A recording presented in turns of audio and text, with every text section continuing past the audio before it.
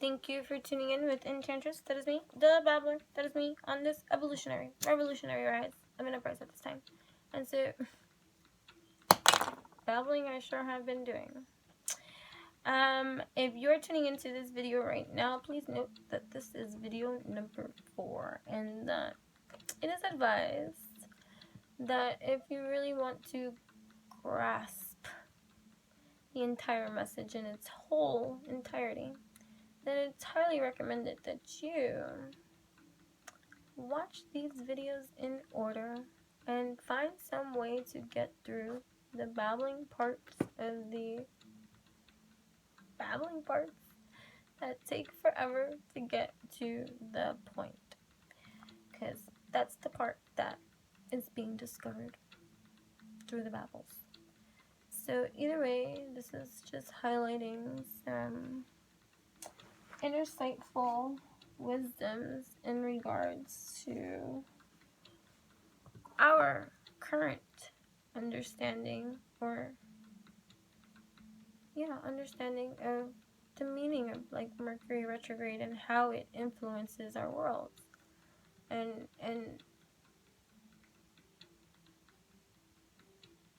how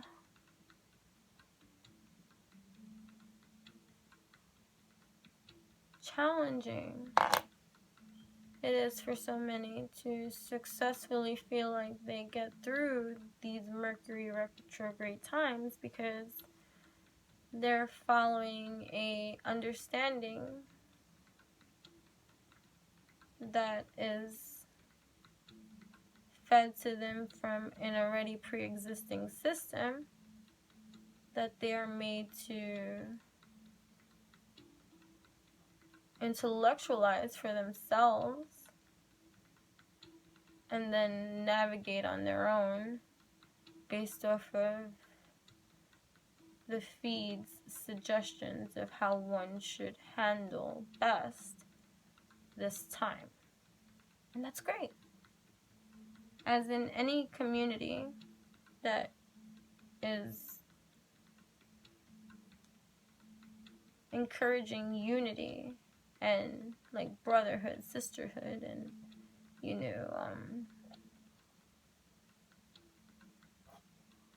peace and equality and that kind of thing, right?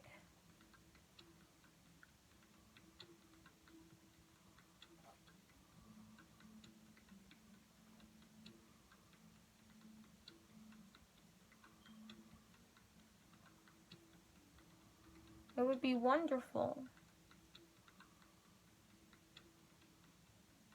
if we all,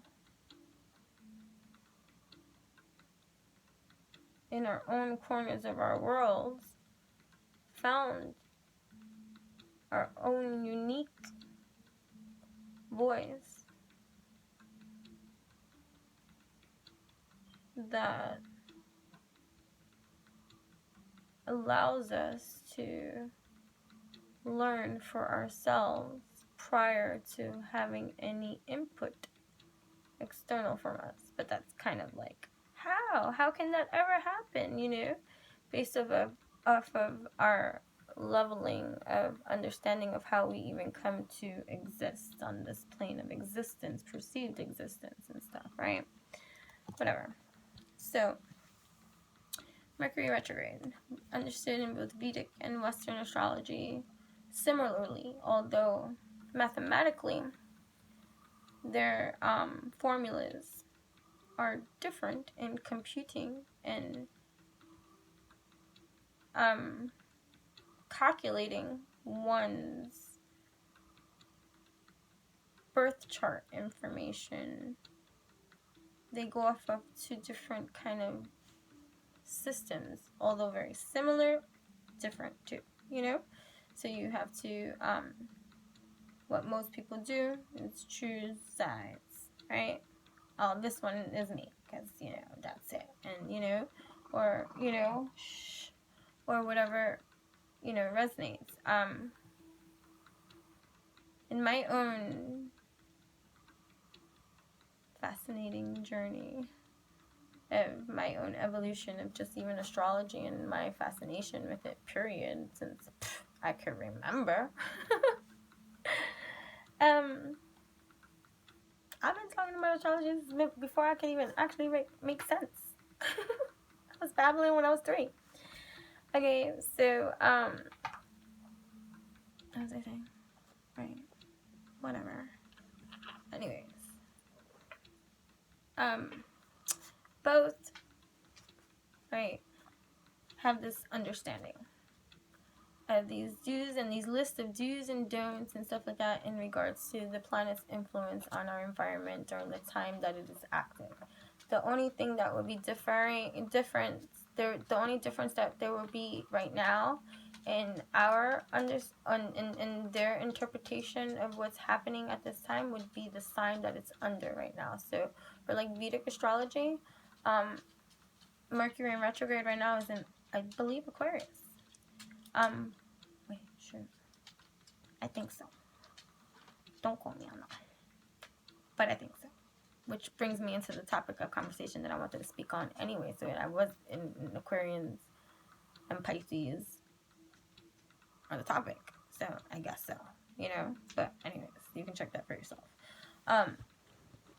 Right. So, and in Western, it's in Pisces. And here's where I agree. Right. So if we were to understand that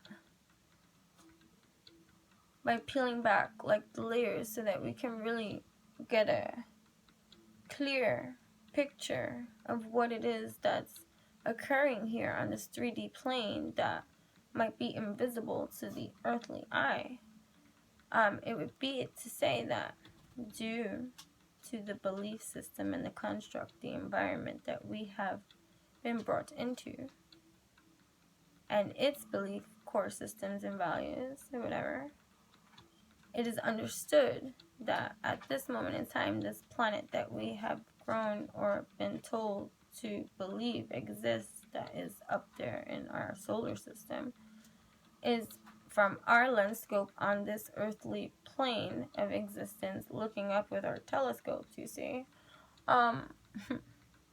it appears that Mercury, the planet of what we are told is of communication, you see, looks like it is traveling backwards. Instead of going east to west, it's going west to east. And what does that mean? It's just a matter of perception, you see. It gives off the illusion of that happening. Now, whatever is really happening, if it's happening in whatever solar system that we believe exists out there, depending on whatever level of science study or you have conducted or researched or wherever you are, that is a level of your own interest that you are free to have. And that's all beautiful to be so interested in so many things and learn about so many things. That's great for you. Okay, granted. Fine. So, right, what's I saying this time before going offline? Let me shuffle these because I didn't even pull these. Right, so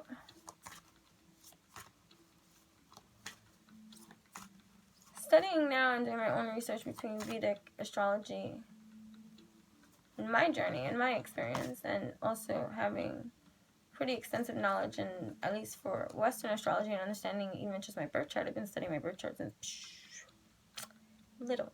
Prior to the internet, I was already drawing up my birth chart off of books that were teaching me how. And so I was doing my own mathematical calculations. So it turns out when I was younger, I was following Vedic, right, in many of my calculations, which makes sense and I get it now. And it's just so profound, and how even then I argued somehow about it saying I was Scorpio and I'm like, I'm Sagittarius kind of thing. And the hidden aspects of the Vedic astrology existing in me, laying dormant or just hidden from myself, that have awakened at a certain level of time in my life, that's like the wheel is turning, and just, you know, the different aspects of life cycle that is happening for me at this time, that is being reintroduced to self as a whole, incorporating both the Western and Vedic and like saying, pop, pop, pop, wow. Oh, well, this makes a lot of more sense to me now. Right. And so, okay, I see. So, here we are to battling or differences of opinions in terms of calculations that determine what astrological sign of influence is currently still being dominating in the air. So, the transitional period of time from one sign to the next is where Vedic and Western differ. So, like, for instance, I can only give through my own life example, right? My birthday is December 4th. In Western astrology, that is the clear Sagittarius. Okay? Sagittarius turns into Sagittarius beginning in November from Western point of view. But in Vedic, it has not changed yet. Okay? It's still in the sign of Scorpio by December 4th. And it's only later in the calendar year, I can't remember which day in December specifically, when it transitions into Sagittarius. Now, having experience for myself prior to discovering the differing viewpoints and yet finding myself relating to both without realizing one was over the other, and just thinking to myself that I'm finding conflicting information, not necessarily identifying one as Vedic, one as Western, and separating it like that. Okay, true. So, yeah.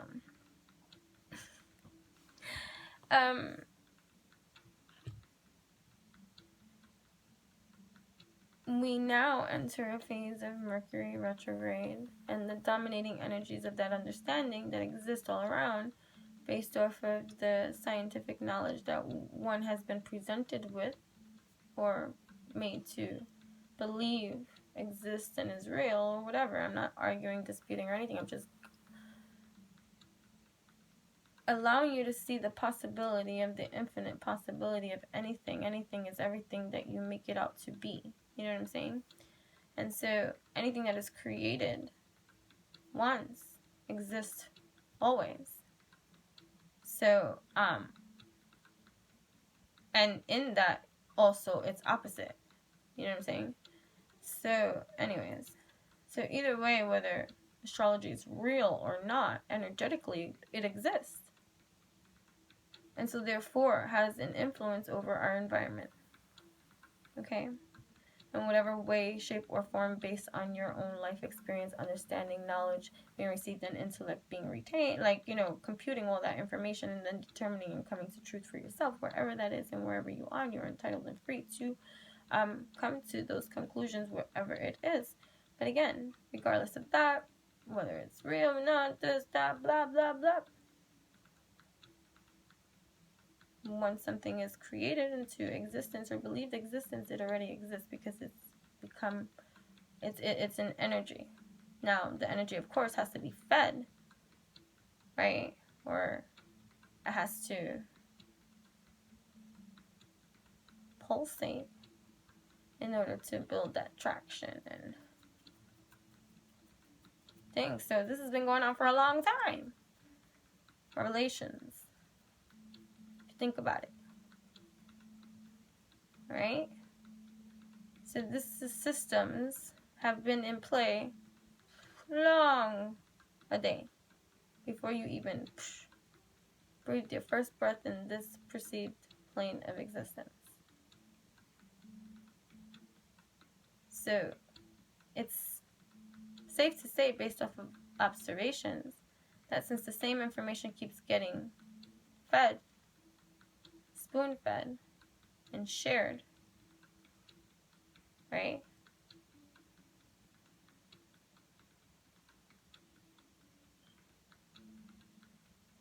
Nothing outside of that share, nothing outside of that discovery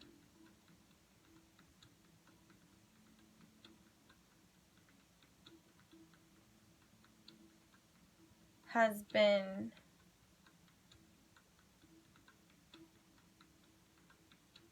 expanded on.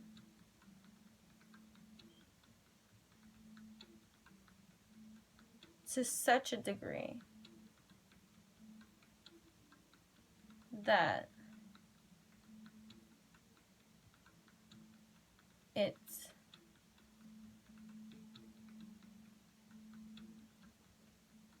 no longer is perceived the same way.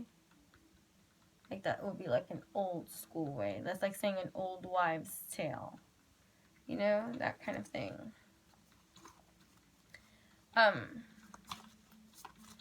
So, you know, we can look at the dynamics of the influencing planetary perceived. Remember, it says it's perceived to move in that direction. Doesn't necessarily make it so. It gives off that illusion. So then, does it really create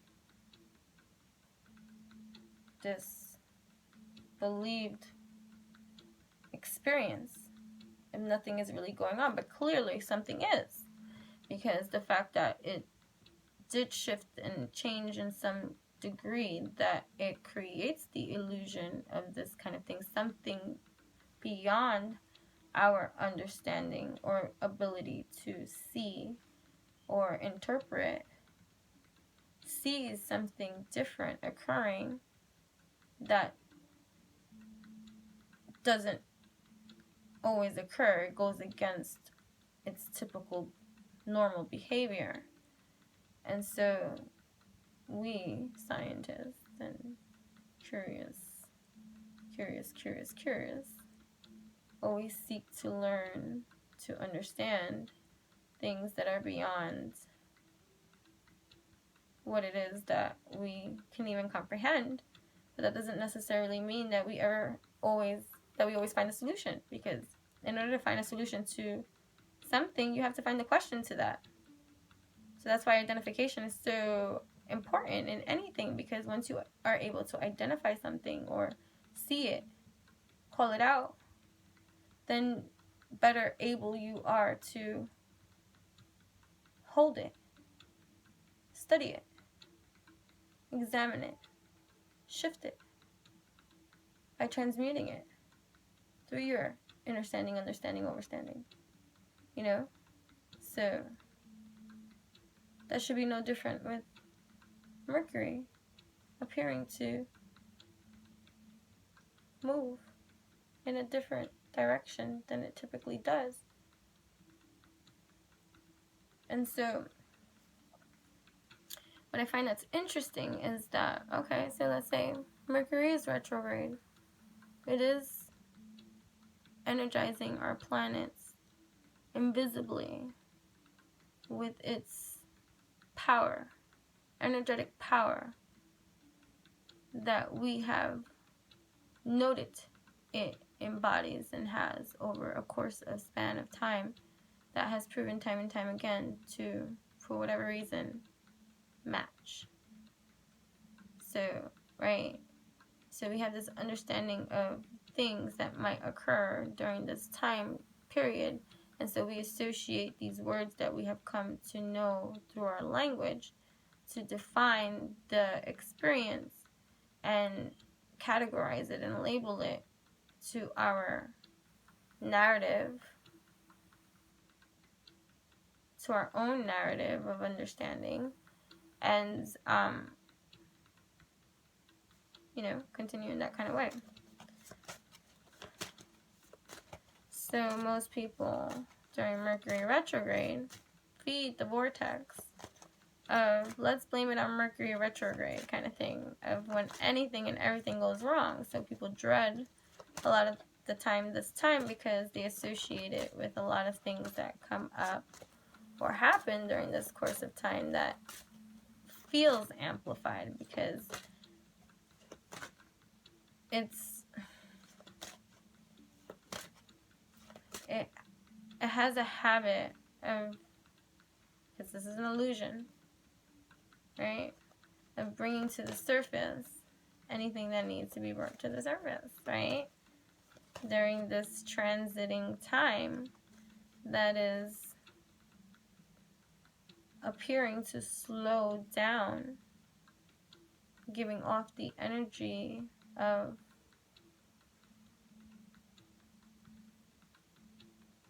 slowing that hamster wheel. Stop that hamster wheel. Dude, get out of the hamster wheel. Now let's take a look around. What's happening here?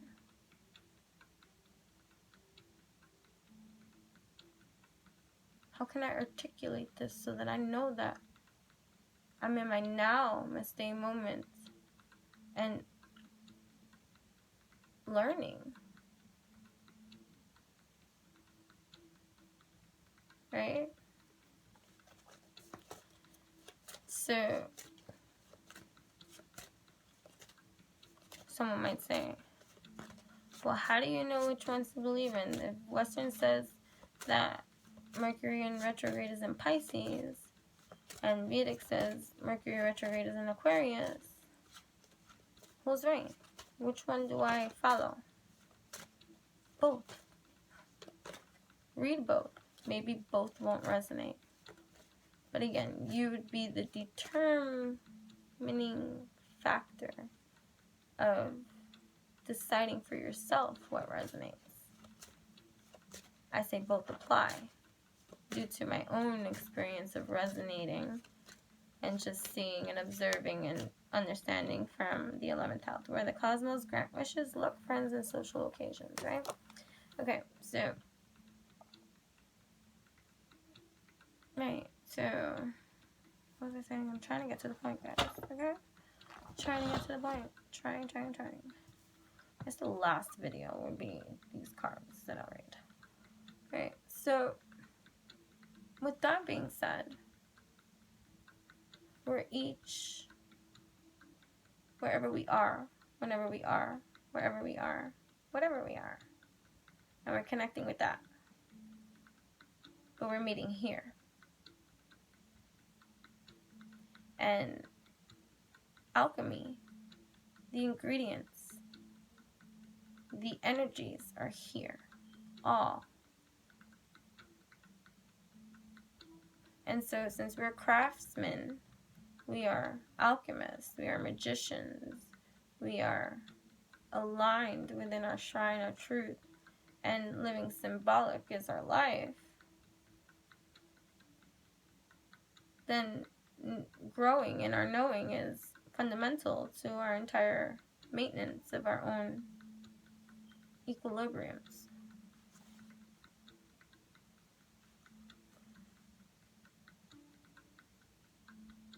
Understanding, overstanding that both the energies, Aqua into Pisces, are both influencing our energetic environments right now at a most exalted, high intensity, energetic rate.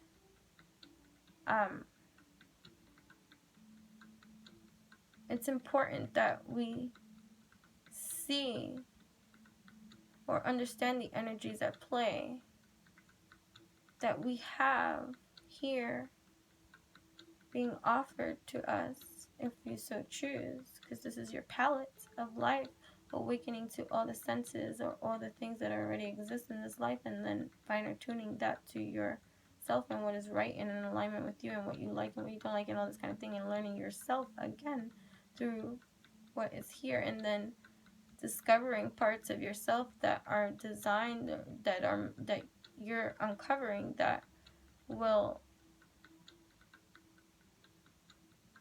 potentially evolve into something far greater than what you have even possibly envisioned for yourself right now. And so that's, evolution. And so,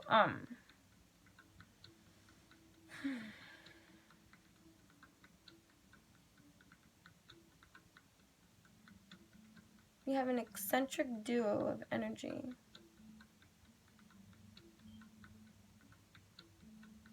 At your disposal. The Aquarian influence that